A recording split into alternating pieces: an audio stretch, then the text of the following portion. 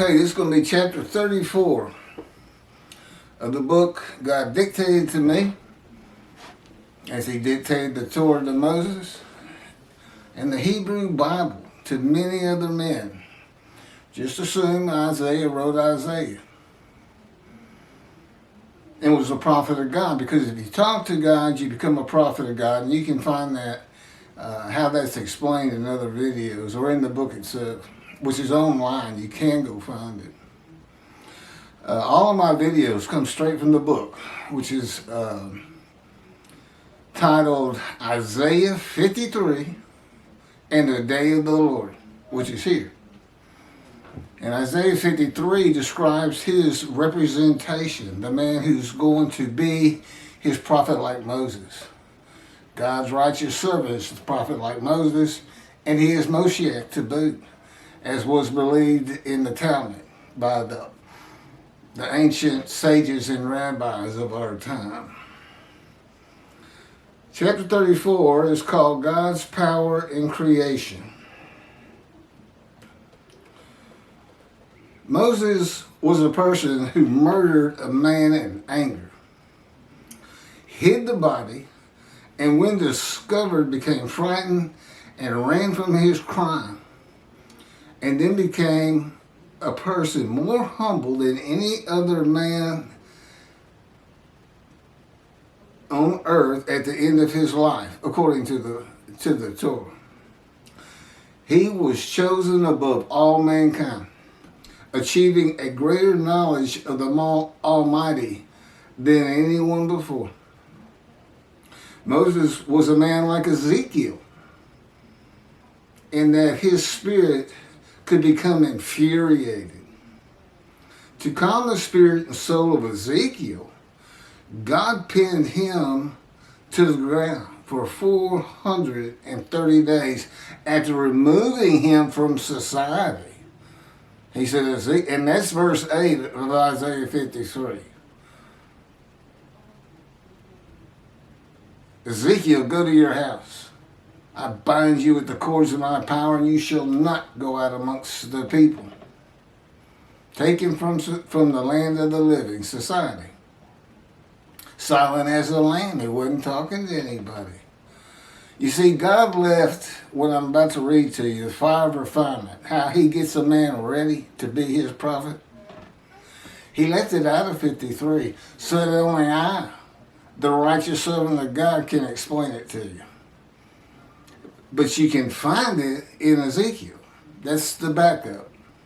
And he did it on purpose. It's crafty writing. He didn't want anybody to figure it out. Toby Singer, Jews for Judaism, they're so far off base, it's not laughable. It's just, they're not even close. It's not Israel. It can't be Israel for so many reasons. And I point that out in many videos. But that's God's representation for this day, because there's two covenants to deliver. And those two covenants are written into the two books he dictated to me, but primarily Isaiah 53 and the Day of the Lord. They're activated when they get published. It looks like the book's an attack on Judaism. It's not. But it does look like that and seem like that. But what it is God says, y'all got too many things wrong. And I knew I'd have to have another day to come down here, deliver a couple covenants, get my temple built. And that's in the covenant of friendship. I'm going to place my temple amongst you again. You'll never be defeated and dispersed again. And he calls it his eternal temple. So this one's not going to get destroyed. Let me just carry on. Oh yeah, but this fire of refinement, he left it out on purpose. And again, the backup is Ezekiel. That's the key to 53. Look what all he goes through. And he matches about 5 or 6 of the verses. Okay? And God tells him what he's going to do to him. It's actually described, the fire of refinement. Ezekiel, I'm going to make your forehead like adamant, harder than flint, your face brazen. And you shall have no fear or dismay from my people. He's going to toughen him up. He's got to go to God's prophet boot camp. That's what I call it. Because it's just, I'd rather be a cadet trying to be a Navy SEAL or a Marine than go through what he's put me through. But it changes you. You become a different man, and the man he wants to use. Nobody's born to be a prophet. It's just too much that goes into it. And to be with God constantly, 24/7. I don't have to pray to talk to him.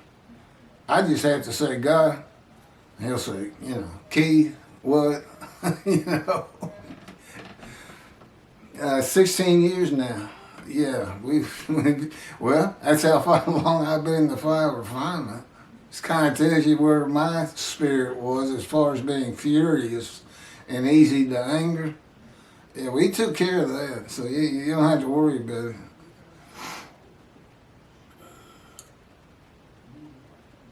So he pins Ezekiel to the ground for 430 days with his hands handcuffed behind him in God's power, cords of power. On one side for over a year. Then he got to flip over on the other side for about 40 days. And you say, oh, I can't imagine God would do that to a person. Oh, I can. That's not a problem for me. My point to him was, that's it. 430 days, you've been with me 16 years. How come I'm not ready? And he says, it's just a more complicated time now. And chastised him. These are the big words. Crushed and bruised, pinned to the ground, maltreated. Those are the big six of Isaiah 53. Wounded, punished, crushed, bruised, maltreated, chastised. When God chastises you in his words and he's maltreating you, that's something that can hurt you to your very marrow. It goes deep. More so than a human being doing anything to you.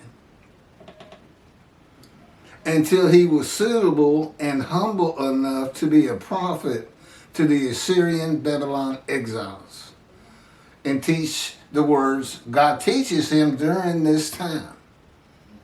Which I believe I have, but it's the phrase when he tells Ezekiel to eat this scroll.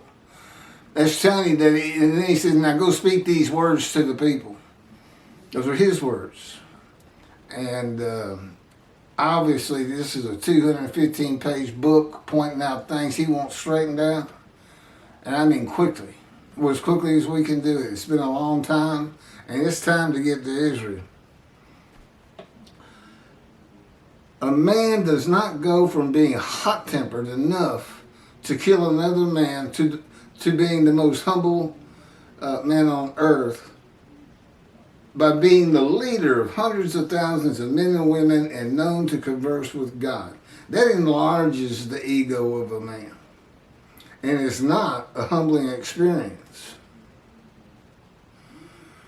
In some manner not spoken of in the Torah, Moses was put through God's fire of refinement, of punishment, and chastisement, maltreatment, just as Ezekiel was, to be suitable for his purposes. As all of God's prophets are to one extent or another. It depends on the tasks to be done. It is his way of preparing them for his purposes, from simply writing his words to being leaders of men. God's righteous servant of Isaiah 53 is the prophet like Moses, who endures the fire of refinement, chastisement, punishment, maltreatment, crushing, and bruising by the hand and words of God, the power of God, doing these things to you. In his fire of refinement, God incites and brings out your emotions, everything, anger, sadness, embarrassment, And it just never ends. He's relentless. And of course, he doesn't sleep, which means I rarely sleep. I didn't know I could stay up for 4 days straight, but I've learned I can. Sleep deprivation. I'm telling you, he's very thorough. God incites and brings out emotion and calms the spirit of a man eventually in his words and power. It humbles a man. That's why we know Moses went from this angry murderer who ran away from his crime into the most humble man on earth. That one phrase tells me he was in the fire of refinement. But there's other things you can point to from Moses to know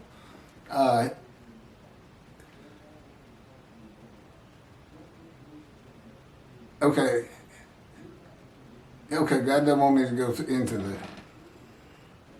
I'm going to finish this up.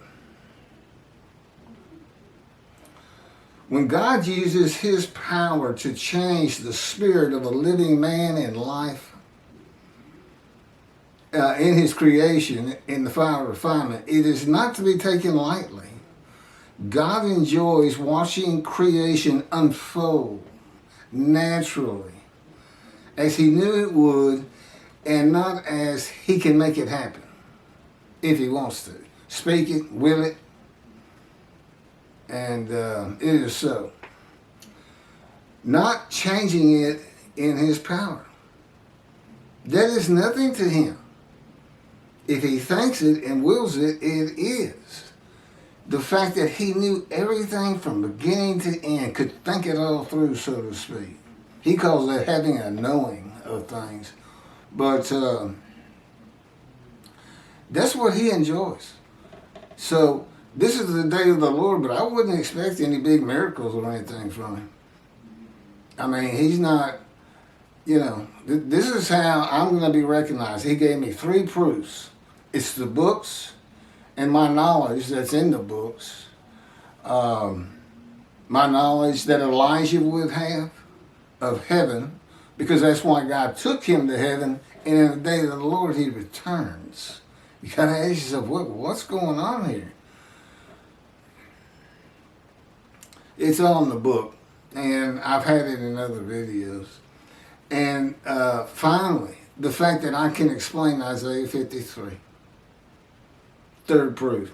Moses had 3 proofs, and compared to what I've been given, they were nothing. And yet, he got 600,000 Israeli slaves in Egypt to follow him with their families. Some people estimate 1 million people. They did their share of complaining.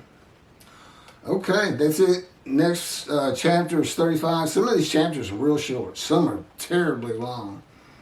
I have one that is Isaiah 53 with Rashi's commentary, my commentary on every verse, and then my commentary on Rashi.